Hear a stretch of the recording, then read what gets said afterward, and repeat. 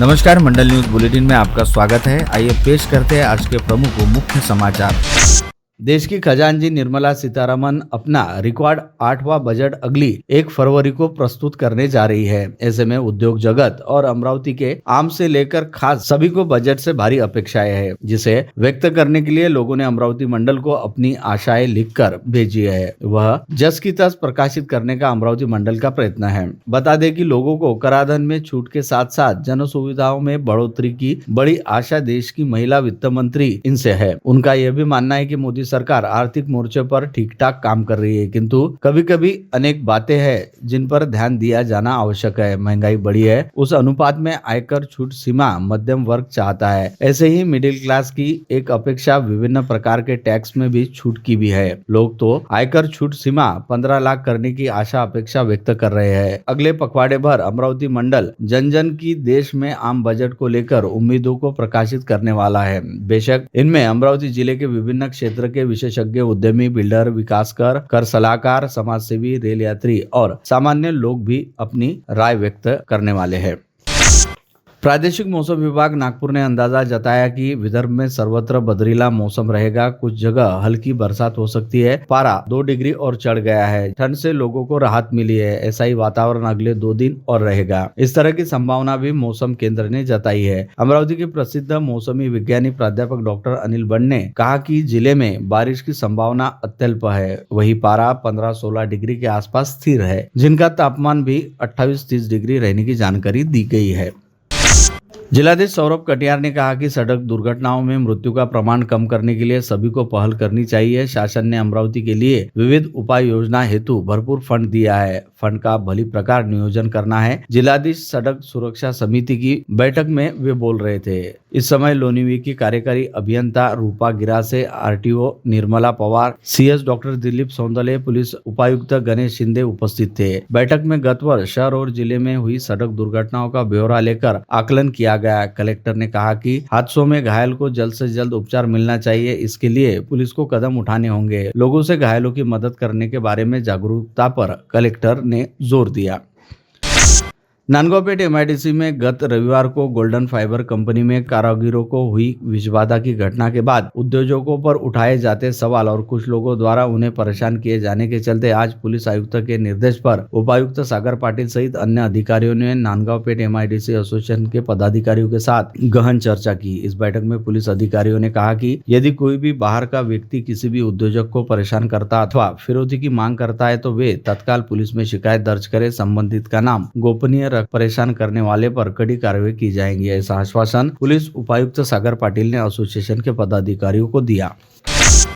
राज्यसभा सांसद डॉक्टर अनिल बोंडे द्वारा नववर्ष 2025 में किए गए प्रत्येक दिवस रक्तदान शिविर आयोजन संकल्प में आज बडाली क्षेत्र में राजू सदान शिविर की तरफ से आयोजन किया गया। शिविर में 11 युवा ने स्वयं स्फूर्त से रक्तदान किया। रक्त संकलन जिला अस्पताल की रक्त पेढ़ी द्वारा किया गया। बडाली के लोग इस समय उपस्थित थे। बीजेपी जिलाध्यक्ष डॉक्टर बोंडे ने करीबी मोहन जाजोदिया व अन्य के हस्ते रक्तदाताओं को प्रमाण पत्र दिए। अगले सप्ताह भर के रक्तदान शिविर का नियोजन किए जाने की जानकारी वैदेही उपासने ने दी है। उन्होंने बताया कि युवा वर्ग काफी संख्या में रक्तदान के लिए आगे आ रहा है। विभिन्न समूहों में रक्त की आवश्यकता भी काफी हद तक पूर्ति का प्रयत्न जारी है। रक्तदान शिविर में उमेश वराडे, चंद्रकांत आठल्य भी उपस्थित थे।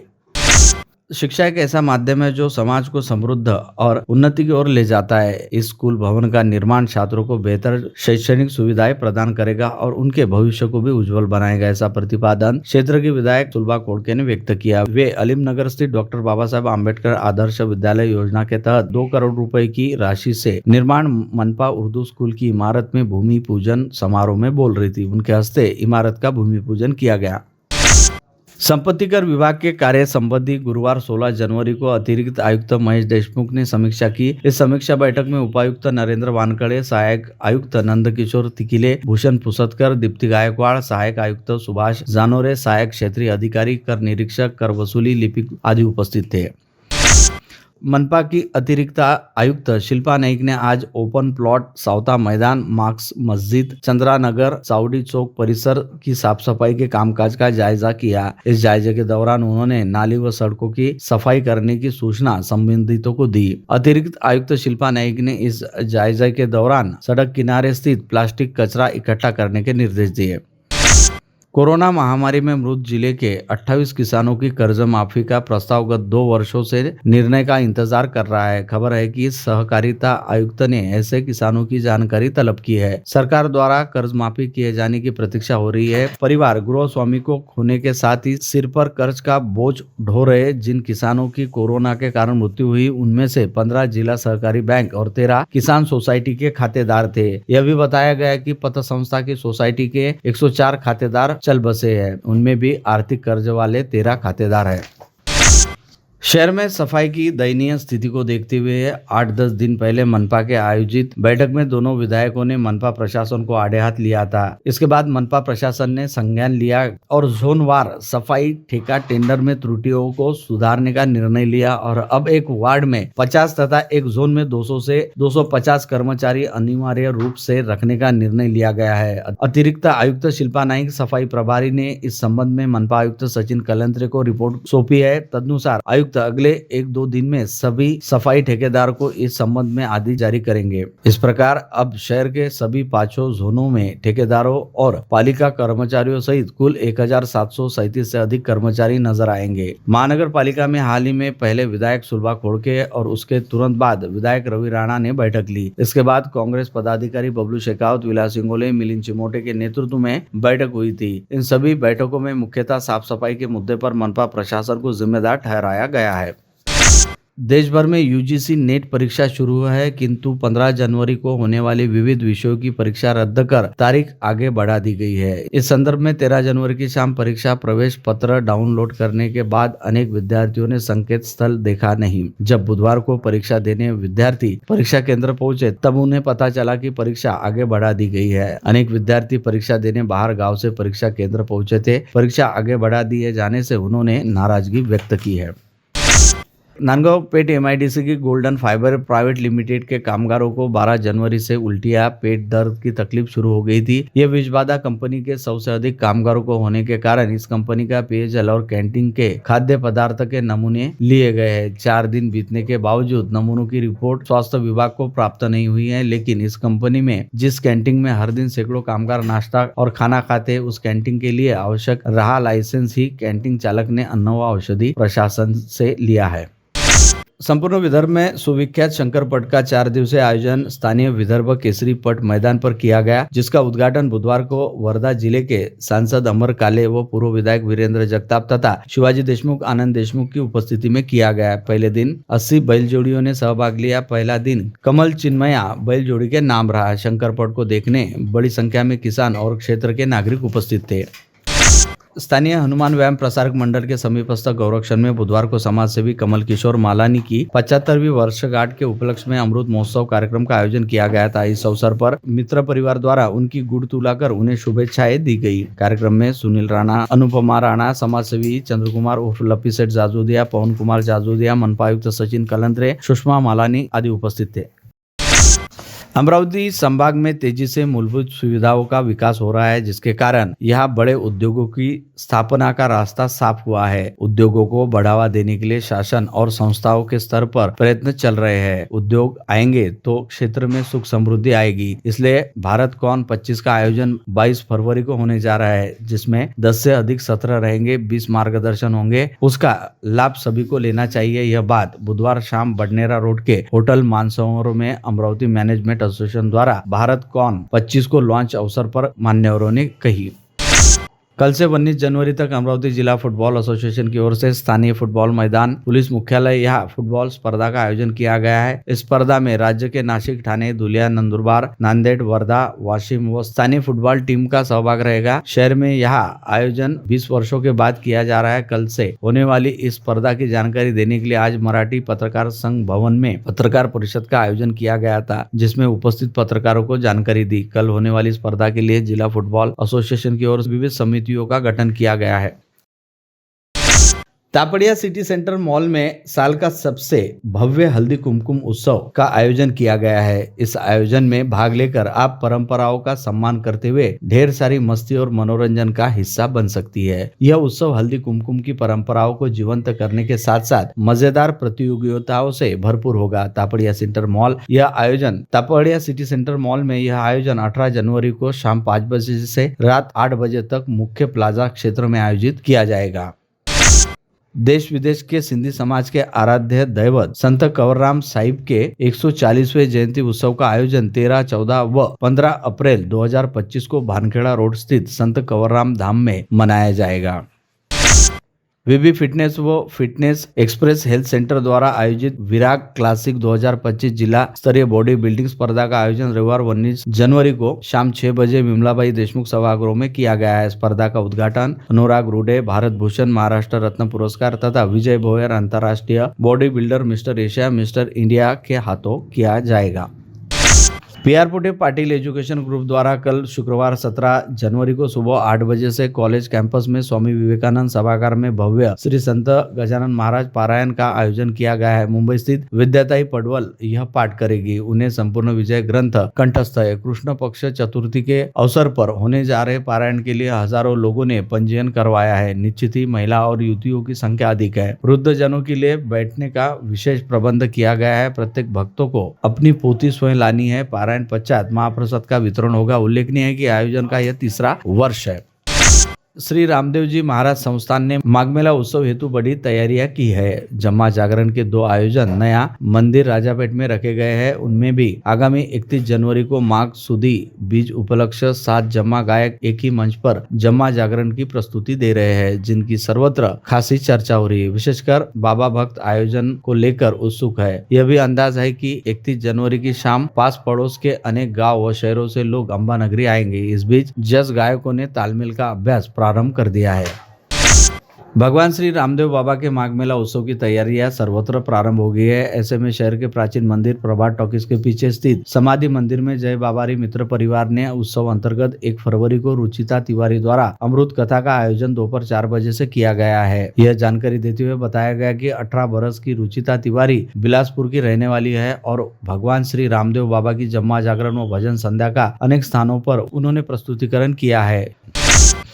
अमरावती कालाराम मंदिर परिसर के 6 युवकों ने संभाग से सर्वप्रथम महाकुंभ प्रयागराज में मकर संक्रांति के अमृत स्थान का गौरव पाया। उनमें अमन गोयंका, रौनक जाजू, आकाश पांडे, आकाश गुप्ता, अनुज गोयंका और अंकुश का समावेश है। अमन गोयंका ने अमरावती मंडल के साथ अपना कुंभ स्थान का संस्मरण शेयर किया। उन्होंने बताया कि सभी प्रकार की व्यवस्था न केवल प्रशंसनीय है बल्कि इतना बढ़िया प्रबंध देखकर खुद के सनातनी और भारतीय होने का अभिमान हो जाता है। कुंभ में संगम स्थान पर दूर दूर तक जहां तक नजर जाती है वहां तक लहराते केसरिया परचम और सभी प्रकार के महान विभूतियों साधु संतों के दर्शन से जीवन धन्य होने समान अनुभूति होती है। क्षण क्षण के लोगों की श्रद्धा आस्था को देखकर भी शीश स्वयं झुक जाता है।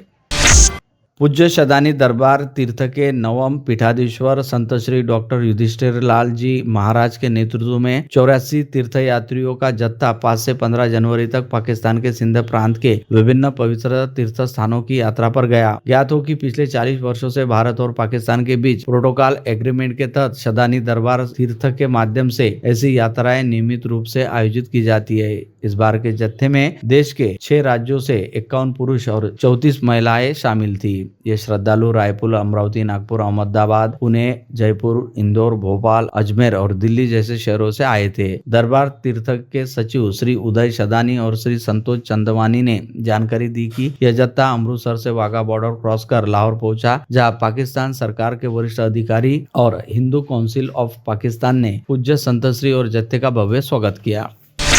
15 दिसंबर को शिरडी में हुई महाराष्ट्र मंदिर न्यास परिषद के निर्णय के अनुसार अमरावती के सोमेश्वर मंदिर में सामूहिक आरती कर मंदिरों और उनकी जमीनों पर हो रहे अतिक्रमण को तुरंत हटाने की मांग को लेकर हर सप्ताह मंदिर में सामूहिक आरती करने का निर्णय हाल ही में शिरडी में महाराष्ट्र मंदिर न्यास परिषद में लिया गया। इस परिषद में 1000 से अधिक मंदिरों के ट्रस्टी उपस्थित थे। इसी उपलक्ष्य में अमरावती के सोमेश्वर मंदिर संस्थान में जिले की पहली सामूहिक आरती बड़े उत्साह और भक्तिभाव से मान्यवरों और भक्तों की उपस्थिति में संपन्न हुई।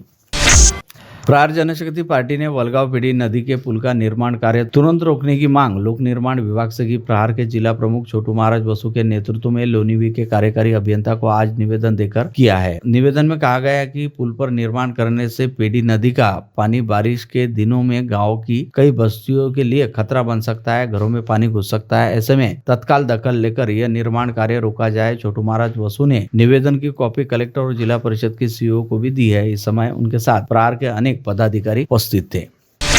केंद्रीय बजट में मंजूर किया गया अवैध प्रारूप रद्द करने के लिए मंगलवार 21 जनवरी को बिरसा क्रांति दल की तरफ से एक दिवसीय ढोल बजाओ आंदोलन स्थानीय आदिवासी अपर आयुक्त कार्यालय पर आयोजित किया गया है। ऐसी जानकारी संगठन के विभागीय अध्यक्ष अर्जुन यूनाते ने पत्रकार परिषद में दी है।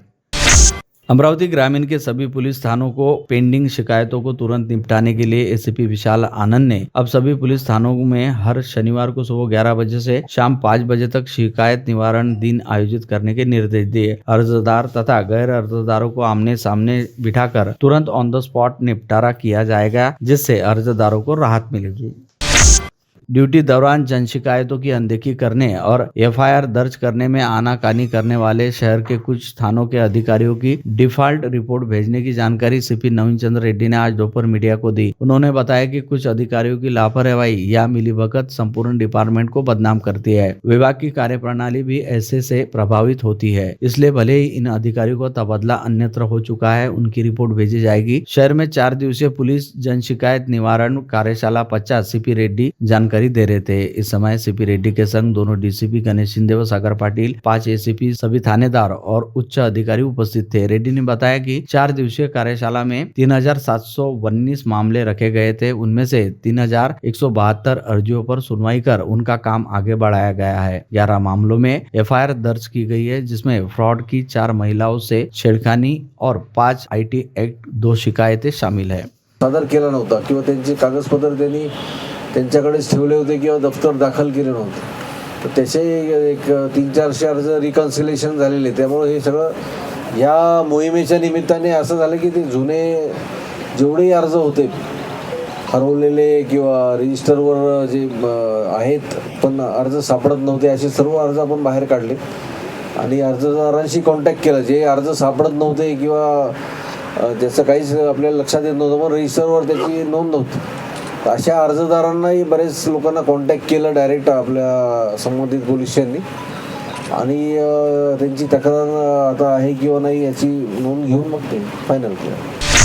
रेलवे में नौकरी दिलाने के नाम पर 18 युवकों से धोखाधड़ी का भयंकर मामला सामने आया है। पुलिस में दर्ज शिकायत के अनुसार आरोपियों में शिवसेना शिंदे गुट के अंजनगांव शहराध्यक्ष योगेश इसोकर का समावेश है। शिकायत में आरोप किया गया है कि युवकों से 1 करोड़ 56 लाख रुपए लेने के बाद भी नौकरी नहीं दी गई। पुलिस ने इसोकर के अलावा श्रीकांत फुलसावंदे, विलास जाधव, मेघराज चौहान, ठाकुर उर्फ मोंटी के विरुद्ध धोखाधड़ी सहित विभिन्न धाराओं के तहत अपराध दर्ज किया है। थानेदार प्रकाश अहिरे आगे की जांच कर रही है। घटना उजागर होने से राजनीतिक हलकों में जोरदार चर्चा शुरू हो गई है। मंगेश वसंतराव हैंड अकोट की शिकायत के आधार पर उनकी दिसंबर 2021 में आरोपी योगेश उर्फ मुन्ना इसोकार से पहचान हुई। इसोकार ने भूतपूर्व विधायक की सहायता से रेलवे में जॉब दिलाने का झांसा मंगेश को दिया। उन्होंने यह भी कहा कि 10-15 लोगों को जॉब दिला देंगे, लेकिन इसके लिए खर्च करना पड़ेगा। मंगेश ने अपने कुछ मित्रों और रिश्तेदारों को यह बात बताई। परतवाड़ा के विलास गोवर्धन जाधव, राजूरा के श्रीकांत फुलसावंदे के पास रकम भी दी गई है। कुछ रकम कोटक महिंद्रा बैंक के त्रिमूर्ति नगर नागपुर के खाते में भी RTGS से भेजी गई है।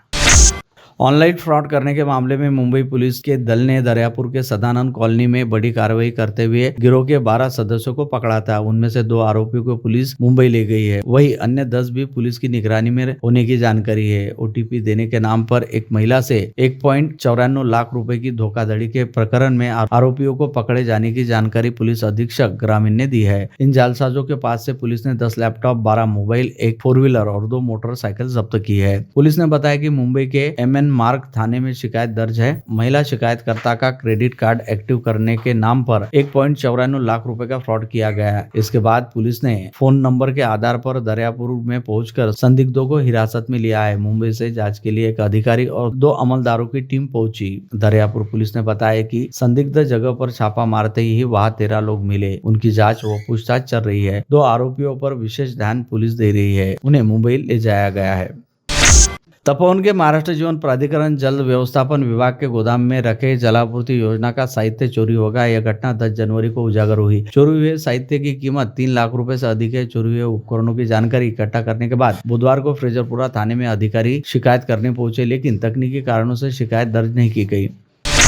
अमरावती के मणिपुर लेआउट में रहने वाले हरीश कुमार गोदवानी उम्र 62 के घर का ताला तोड़कर शातिर चोर ने घर से सोने के आभूषण और नगद राशि सहित कुल 2,83,000 रुपए का माल चुरा लिया। राजापेट थाने में शिकायत जांच जारी है।